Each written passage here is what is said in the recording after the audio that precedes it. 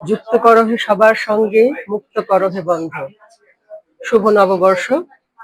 আমরা Uttara cultural society ঘরোয়াভাবে আমাদের আজকে নববর্ষটাকে পালন করলাম। মনের মধ্যে আসলে খুব কষ্ট। আমরা সব সময় বটতলায় অনুষ্ঠান করি, এবার সেটা আমরা করতে পারিনি যে কোনো কারণেই। তবুও আমরা থেমে থাকিনি। আমরা আমাদের নিজ উদ্যোগে আমাদের শ্রদ্ধেয় সভাপতির বাসভবনে ছোট করে হলেও ছোট পরিসরে অনুষ্ঠানটা করেছি।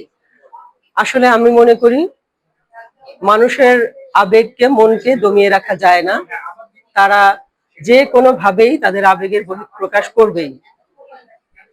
আমরা বাংলা নববর্ষকে উদযাপন করব, এটা আমাদের অধিকার, অঙ্গীকার, এটা আমাদের চিরচাওয়া। সুতরাং কোনো ভাবেই আমরা আসলে দমে থাকবো না।